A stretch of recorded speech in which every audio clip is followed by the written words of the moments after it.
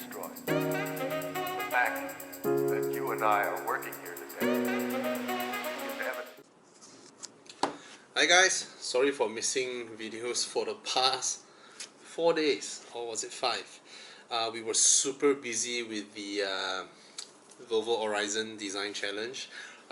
So those of you who didn't know, we are organizing an interior design challenge. This is our second time doing it, and interior design firms, every interior design firm in Malaysia is welcome to participate in this.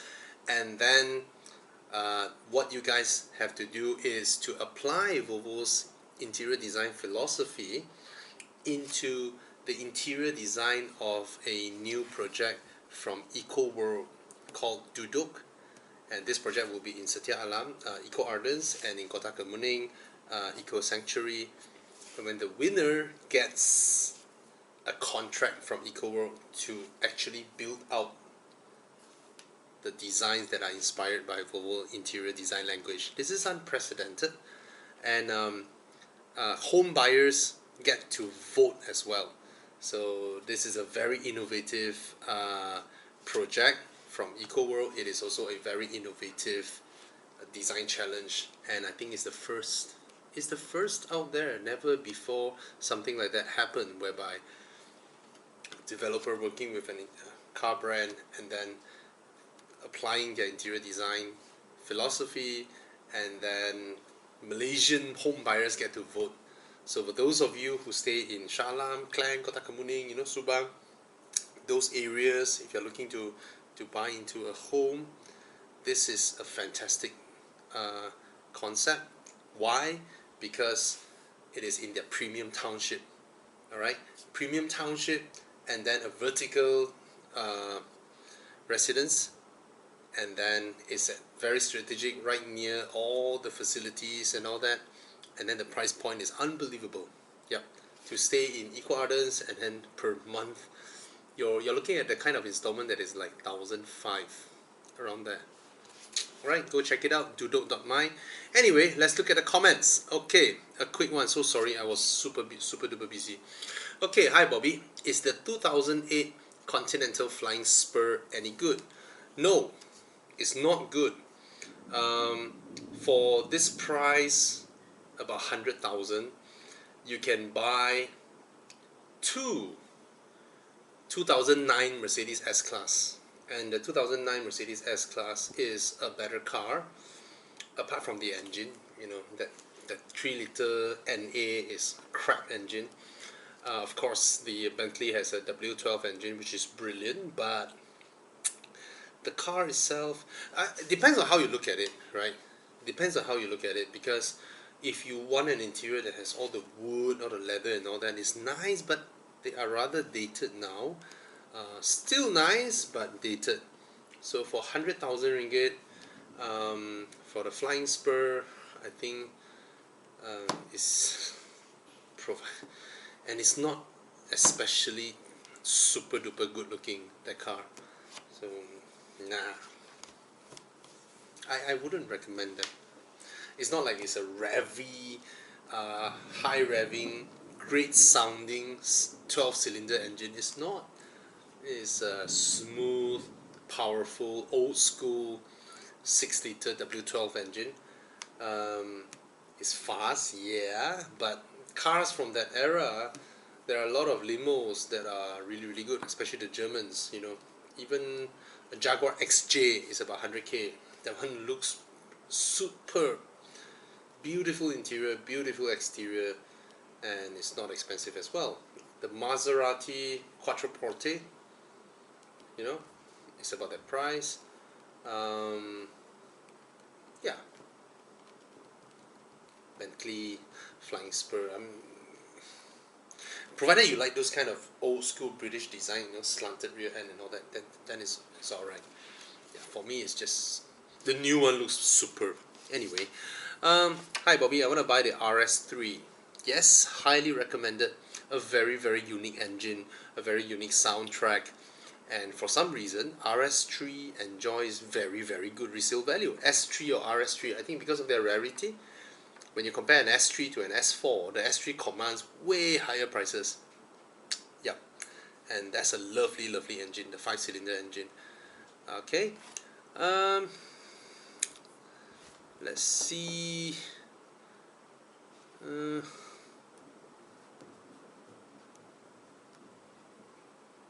Alright, wait. Oh, another another person asking, hi Bobby, is the 2006 Bently Flying Spur a reliable car? No, it's not. Should be as reliable as a Golf, right? Now, maybe in terms of reliability they may be roughly the same, but let's say Golf has this many things for you to maintain, because Golf is a simple car. Remember, a Golf in Europe is just like a Yaris here, alright? So it is a simple car, whereas the Bently Flying Spur, you might have that many things on your list of wear and tear items. You know, you have your vacuum doors, you have your air suspension, your adaptive this, adaptive that, right? The Golf has 4 cylinders, you have 12, right? The Golf probably has what? I don't know, 16 valves. You have 48. I don't know that. All right, so no, it won't be, because the Bently Flying Spur is just like a giant bungalow with 10 aircon units, with 4 refrigerators, 5 TVs, 6 water heaters, 2 massage seats. You get what I mean, right? Whereas the Golf is like a small, simple studio with 1 bed, 1 TV, 1 fridge, 1 toaster. That's about it. Yeah, that's the difference. Okay. Hi Bobby, why no uploads for 3 days? It's 4 days! Sorry, I was busy. Okay. Hi Bobby, may I know which version of the C200 comes with brown leather seat? All came with black leather seat. Let's see that. Hi Benny. That's the thing with Malaysian car owners. Even though the car makers sometimes want to be more daring, ordering red color seats or brown color seats, but then when they look at the sales data, right, like it's like 80-90% of people pick the black leather seats. So people like you, Mr. Benny, people with taste, gets victimized by Malaysians' lack of imagination when it comes to car specifications. Yeah, unfortunate. Alright. So it's by batch. The batch they came in like this, but then the people don't buy it, means people don't like it. Just like the Honda HR-V, the one with the white leather, beautiful. And then every Malaysian go in, yeah, white color, so easy get dirty. I think Singaporean does the same thing. Asians. That's why they continue on with the black leather, and then the interior looks so dull after that. Alright. Okay. Hi Bobby, is it worth getting the Honda Accord, the the previous generation, the 2 liter or 2.4 in this year? So you're able to find a new one. So for those of you who didn't know, Malaysia just introduced, just a few months ago, the 1.5 turbo Honda Accord was introduced. So Mr. Eugene is asking whether to get the previous Accord. I would say yes, because there's a big price difference, first of all, and this previous one is so handsome. The new one, not my cup of tea. Even though it has the 1.5 liter turbo engine, but I really like the previous one. Yeah, you can get it. I think the price gap is very big now. Alright, hi Bobby, does your brother still own the AE86? He doesn't own an AE86, he owned an 86 or 86 GT or GT86. Yeah. Okay, hi Bobby. I'm actually choosing between 2 cars. Elantra Turbo. Hey, wait. But lately I'm actually choosing between these 2 cars. Oh, you mean the Hyundai Elantra Turbo or the Honda Civic Turbo? Are you able to get an Elantra Turbo?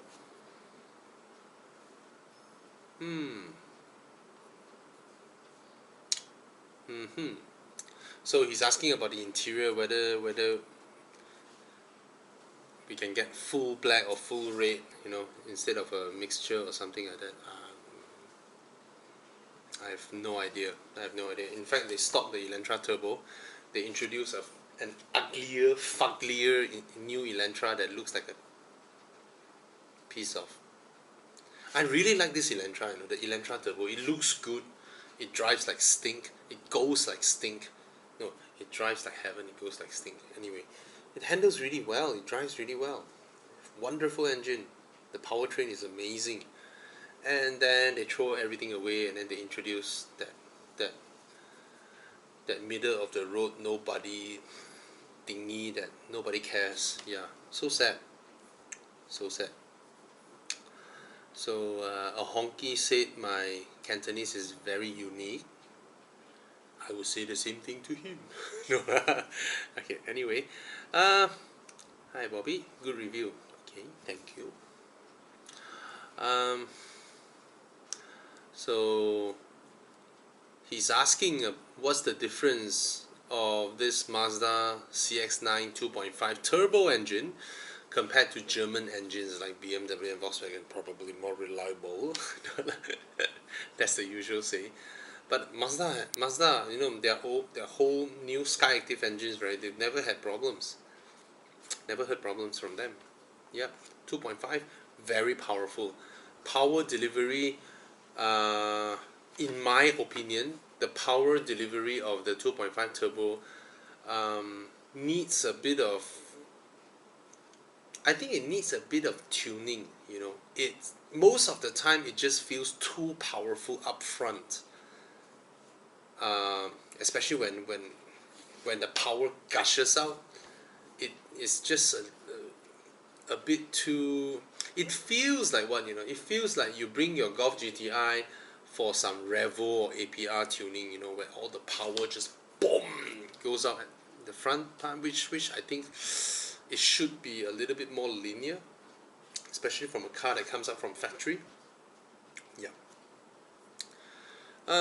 Hi Bobby, I'm currently driving a Honda City 2016, and I'm planning to upgrade to a Continental car with budget around 70,000.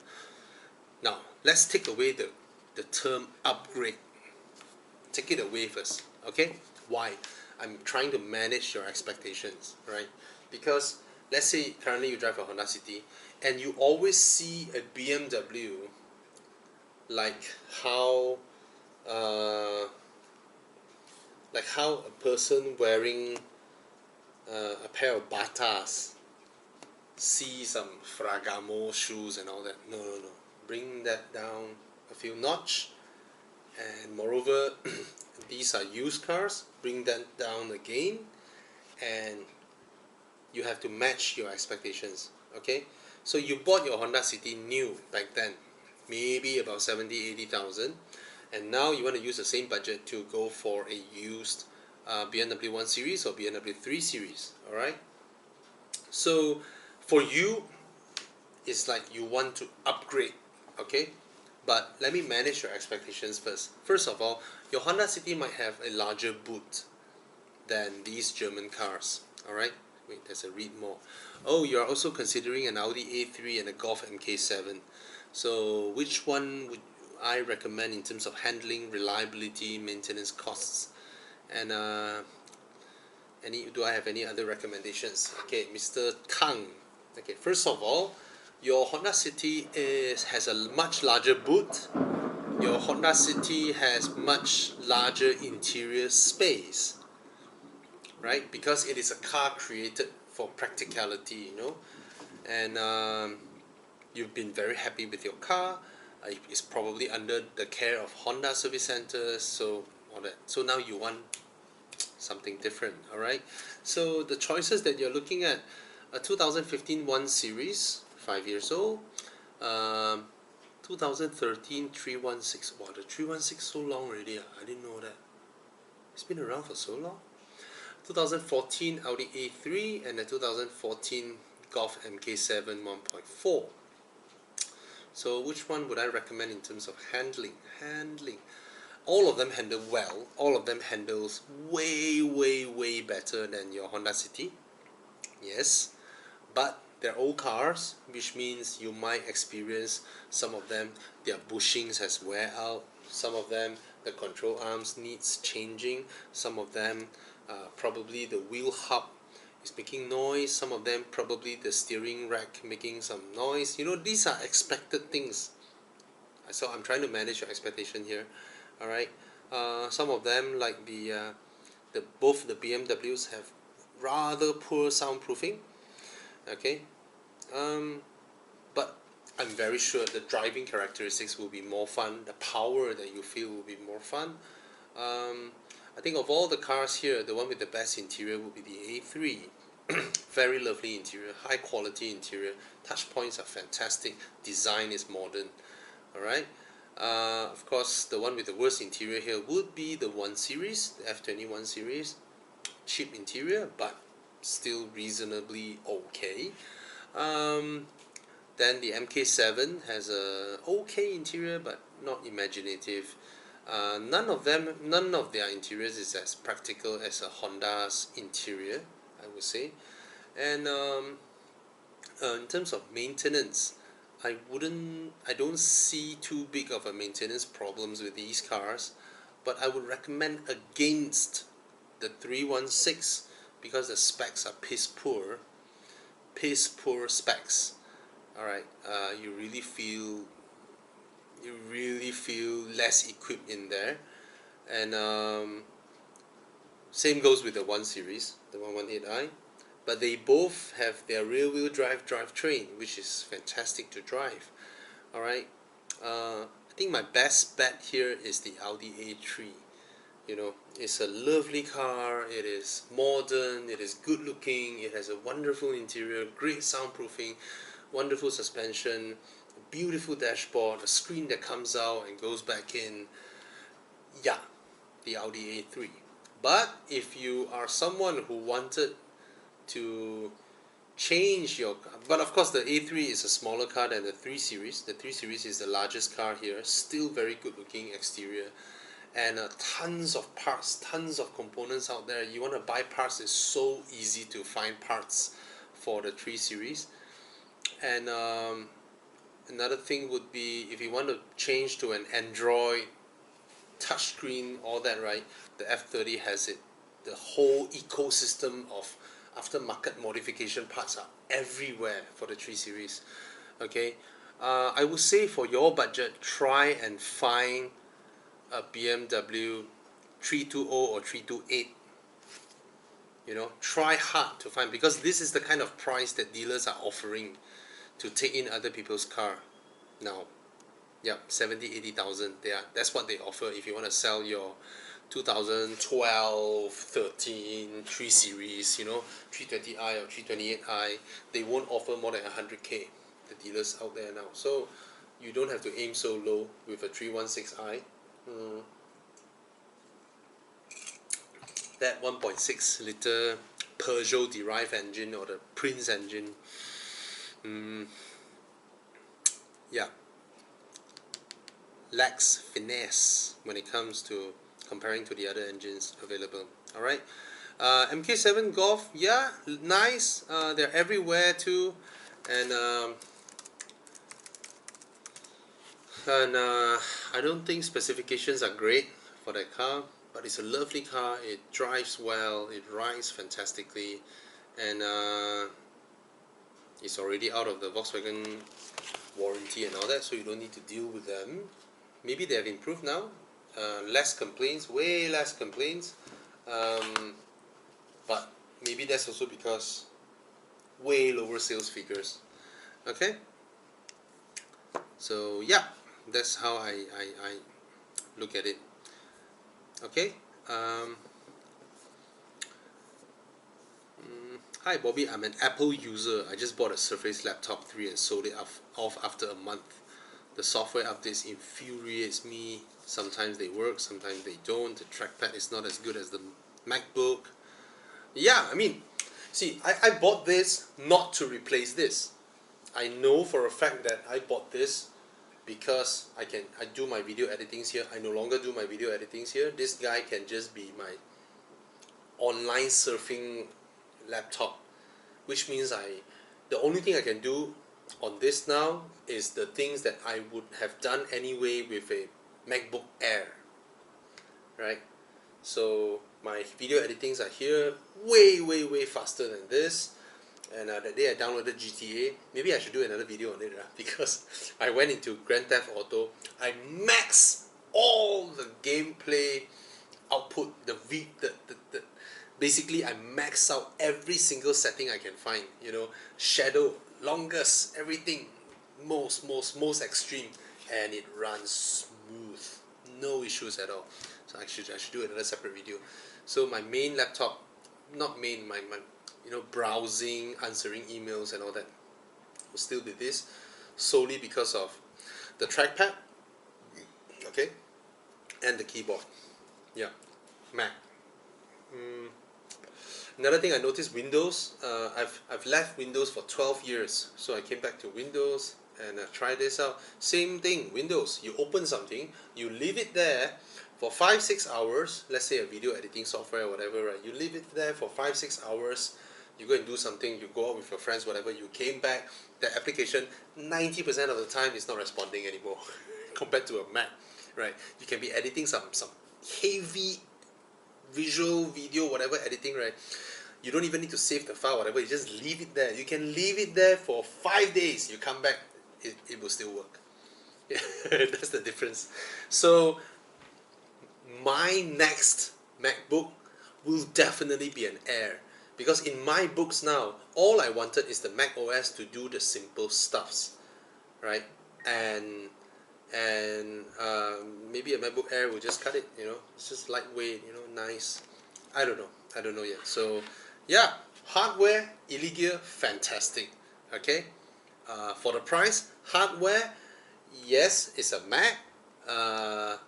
It's still overpriced, but they know their stuff, because they know they can charge you because of the OS. The OS is still very powerful compared to Microsoft. So the hardware wise, this is good. Software is reliant on Microsoft, and I think Microsoft should reflect upon themselves. Look at how Android has improved, where the user experience of Androids are almost no difference from a Mac. In fact, is superior, right? Whereas Windows, the user experience is still there. All right. All right.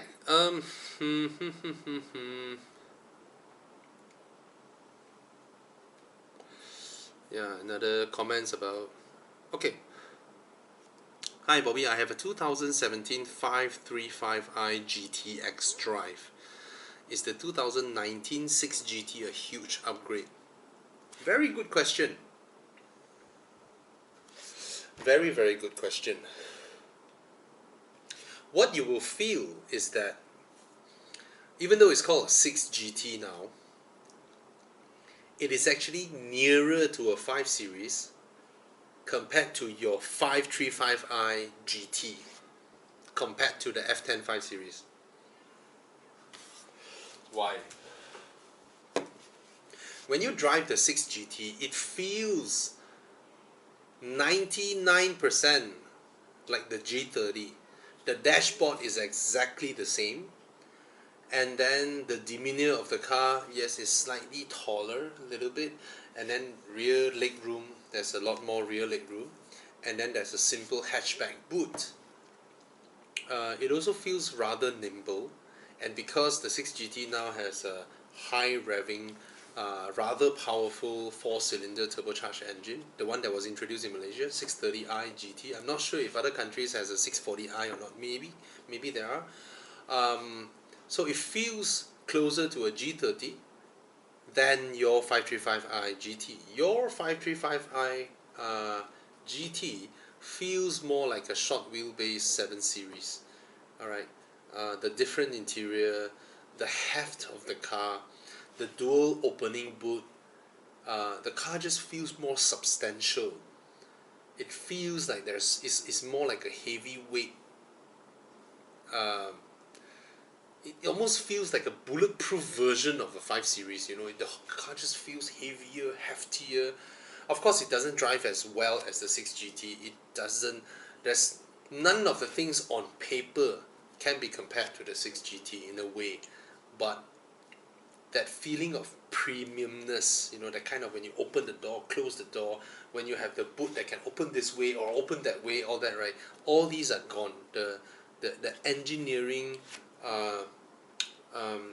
pursue in the 5GT is no longer there in the 6GT. The 6GT just feels big, a lot better looking in terms of exterior design, and then you have a simple hatchback boot, and that's about it. Yeah. So I wouldn't call it a huge upgrade, but if you love the format of the 5GT, there's no other places to go. The 6GT is your answer. Alright. It is a more practical version of your car. I believe they saved a lot of weight from that dual opening mechanism, which doesn't serve much purpose in a way, but and then they have that raising wing at the back there, so it's your only upgrade. Yeah, apart from a Panamera, but it's half the price of a Panamera. And the 535i GT back then cost about 700,000, right? Now this thing is about 450,000. You walk into a BMW dealership, they'll offer you as 370, 360. No brainer. It's a no brainer. By means of the reduction of price and the way the car drives, how efficient the car is, how beautiful the car is, how practical the car is, it is an upgrade. But from an insider view, in terms of how they engineer the car, to me it's not. Alright?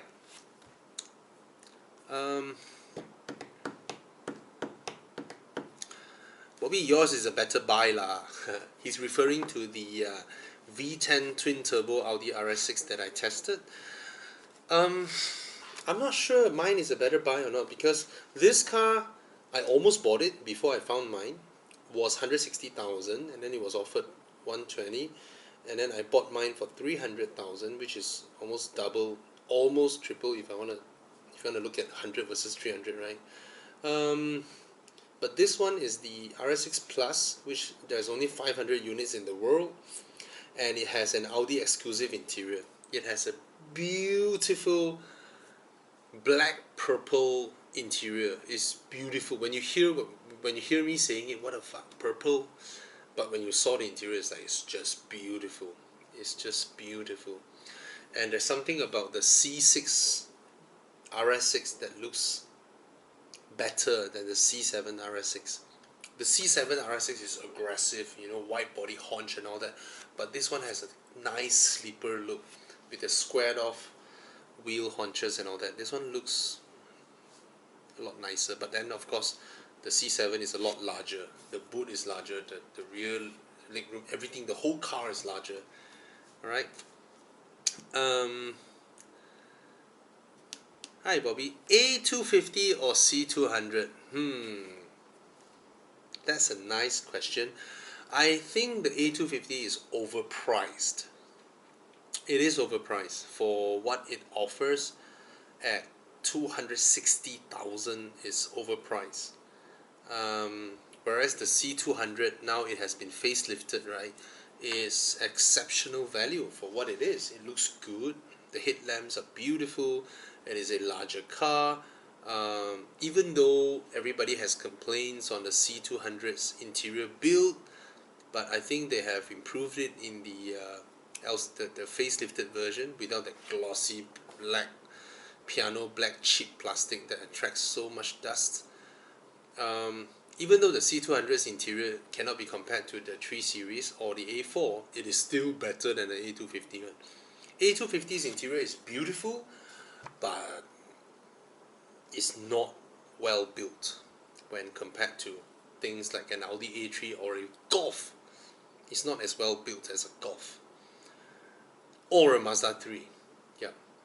Soundproofing, I think the A-Class is better than the C-Class. The A-Class is already foamed, right? The car is built and then foamed.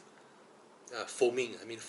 they have injected foaming into the body, so soundproofing is slightly better, if I don't remember wrongly.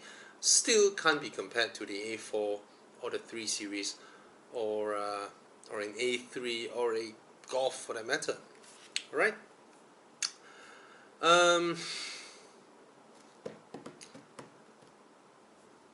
Hi Bobby, you should have a NAS at home. NAS was some storage thing, right? Some network, blah blah storage.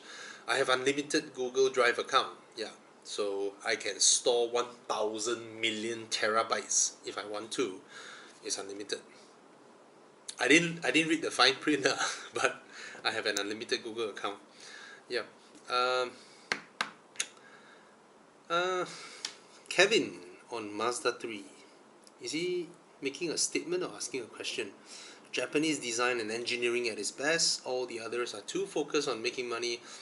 I find Mazda is focused on building what they feel is the best car they can make.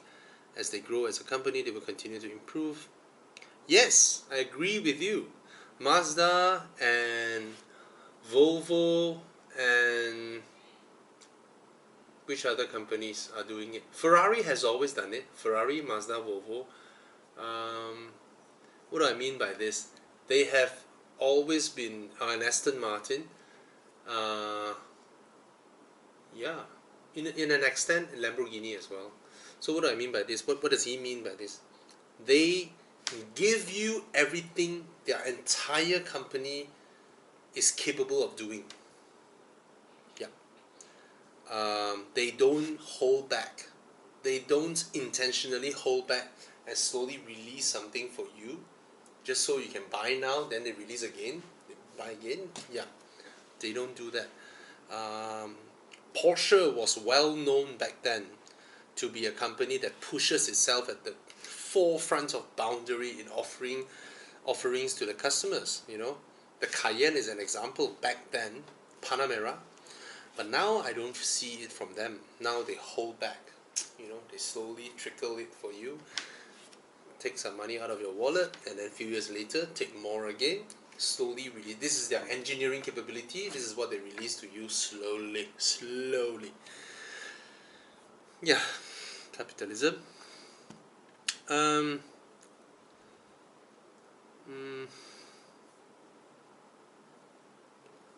How to buy cash? Just buy cash. When you want to buy a car, you want to buy cash, just buy.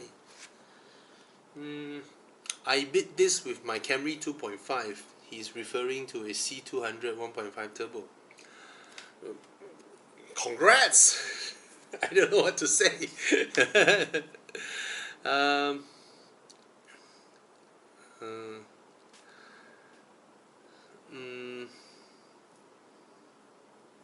Hi Bobby, how much does the Tiguan cost per servicing?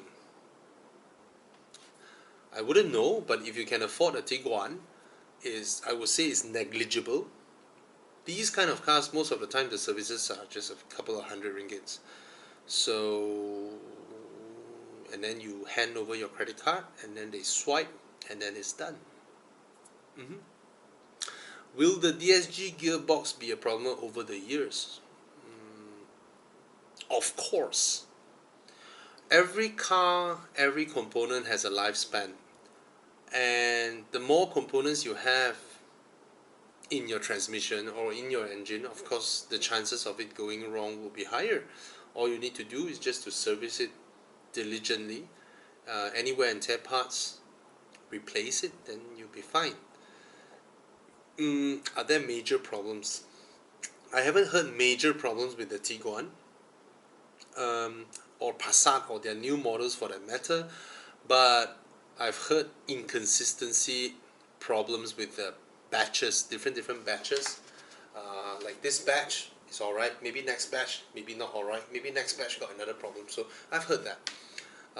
So overall, maybe they have improved slightly, or the popularity of Volkswagen 10 years ago that attracted so many buyers who have never been into Volkswagens or BMWs or Audis, they came in and they got the shock of their lives. They went back to their Honda, Toyota, Mazda and all that, and now people who buy VWs, people who buy Audis, you know, all this, are still the kind of people who enjoy the driving, who's willing to live with probably a car that is slightly less reliable than the Japanese equivalents, but they enjoy the drive. They like the drive. They like the technology. They like the engine. They like how the DSG gearbox reacts and all that. So these type of owners would complain less. Yeah. So that's my. I reckon that's how it is now. All right. The Tiguan is a fantastic driving SUV. In fact, it handles better than the CX-5. Slightly, very slightly. Both handles superbly. My only gripe with this is just that the DSG, even though it's a 6-speed DSG, right, on the get-go, that means when you're in stop-start traffic, and when you stop your car at the traffic light, the light turns green, and you put your throttle down a bit, it always annoys you when there's that stop-gap, that lag, and that little jerkiness during stop and go traffic, or from stop to move. But after you get up to speed, it's a fantastic gearbox. Whereas Mazda CX-5 is just smooth, brilliant, clever transmission. Yeah. And we've never heard problems with Mazda transmissions or Mazda Skyactiv engines. Yeah, so up to you. Tiguan is larger than CX-5.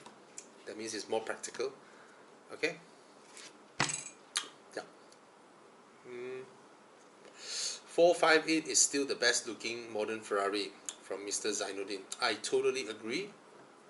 But the 575 Maranello is even betterer looking than the 458. 458 is pretty beautiful. 458, if I'm not wrong, it is the prettiest Berlinetta, the mid-rear engine Ferraris.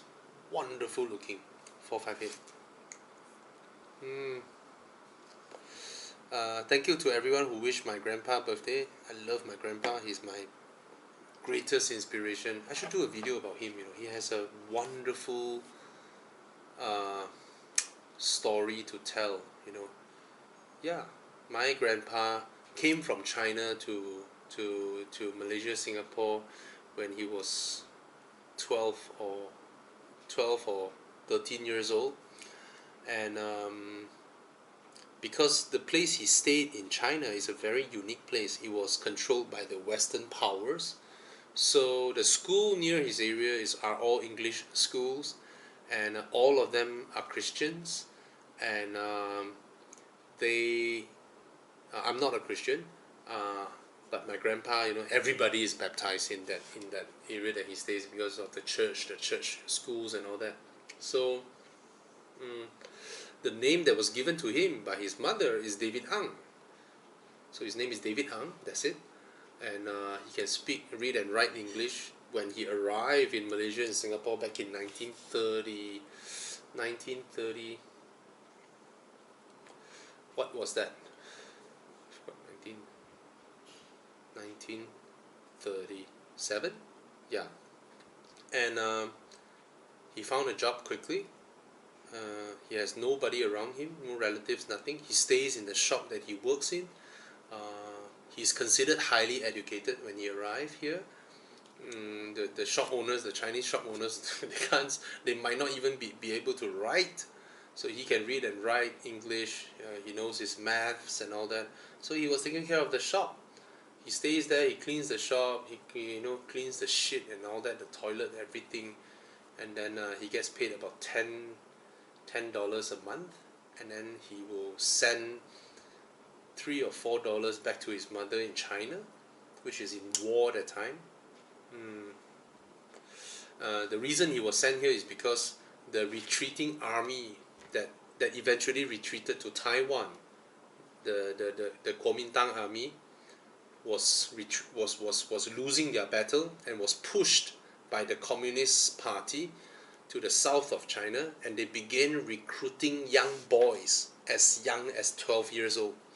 If you have 12, 13-year-old boys, they will come to your house and literally kidnap your son and force him into the military and bring him together to Taiwan. That was what it was back then. And so the mother sent him to Singapore.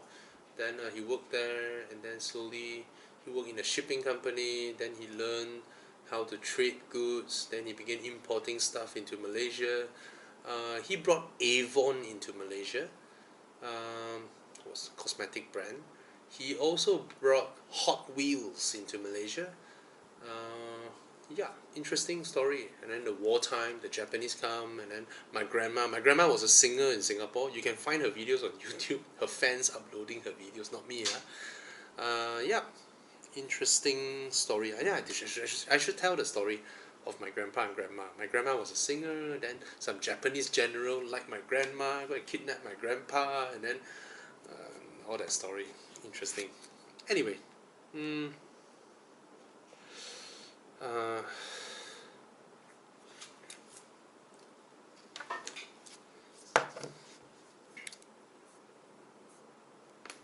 sorry, not a lot of car buying questions. From Mr. Isaac. Hi Bobby, would you suggest a 2013 E90? Is there a 2013 E90? The dealer is lying to you lah. The F30 arrived in 2012. 2013 cannot, there's no E90 from 2013. Alright? Price at 46,000, or a 2016 Mazda 3 price at 60,000. Which one would you prefer? Oh, another guy asking from Singapore, finding a used S4 B8 2010 with a mileage of 165,000 km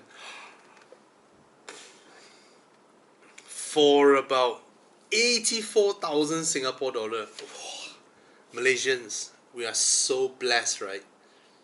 Our friend from Singapore is looking at a 10-year-old Audi S4 B8 with a mileage of 165,000 km, and it still costs 84,000 Sing dollar.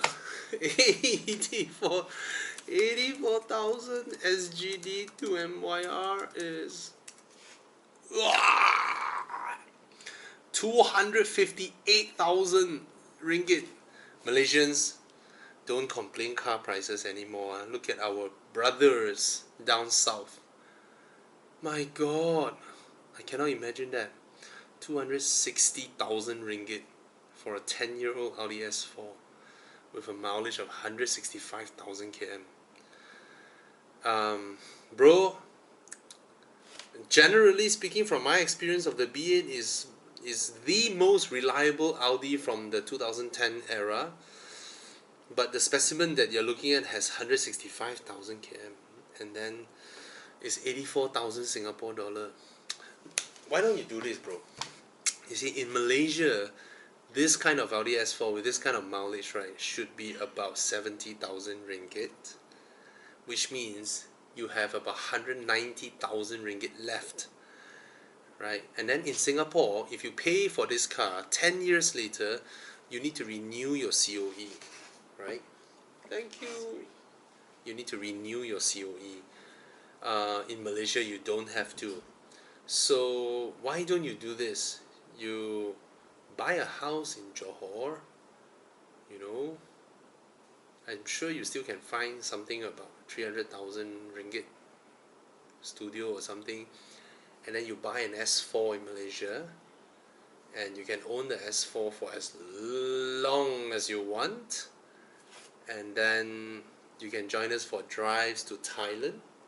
You can enjoy your time in Malaysia, and you can retire in Malaysia with our rivers and mountains and Genting Highlands and the beaches.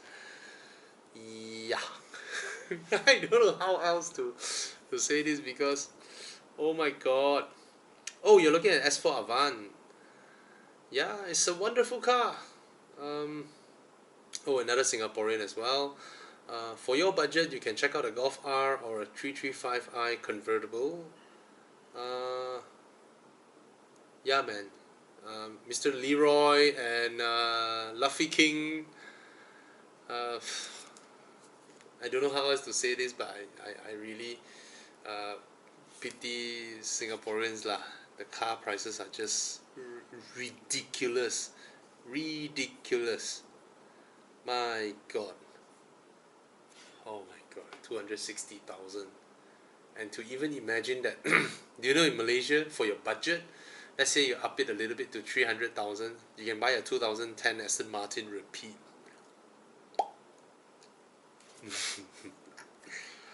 Ouch, ouch.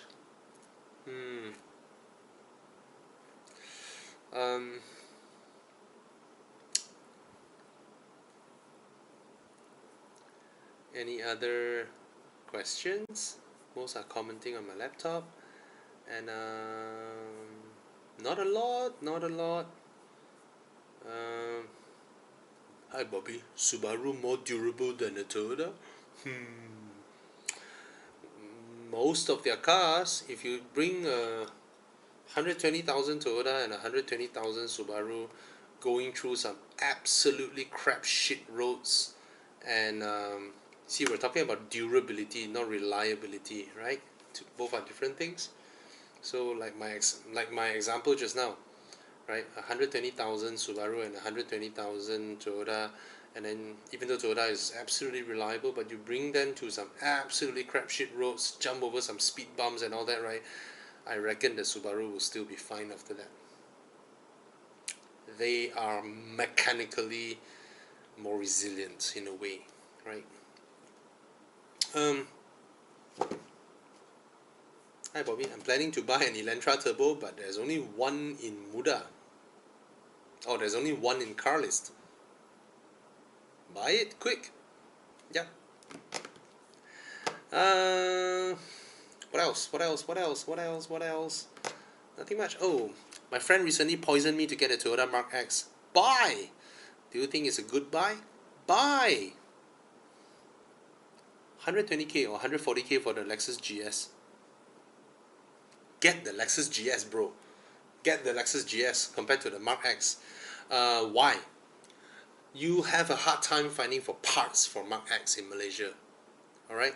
Whereas the Lexus GS, easy. And it's a Lexus. Even though the Mark X and the Lexus GS, they are brotherly cars, but the soundproofing level and the materials used in the Lexus is higher. So get the Lexus GS instead of the Mark X, okay?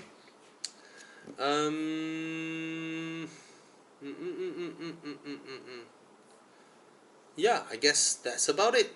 Thank you guys, thank you so much for watching. And if it's your first time in my channel, I've made about 1,000 car reviews in the past 3 years. You can go in and have a look.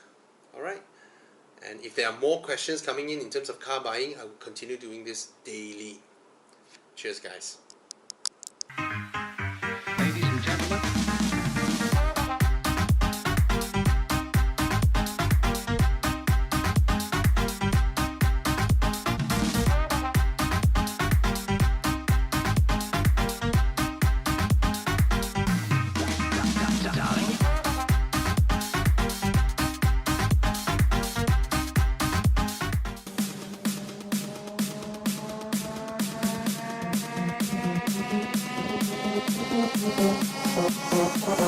darling.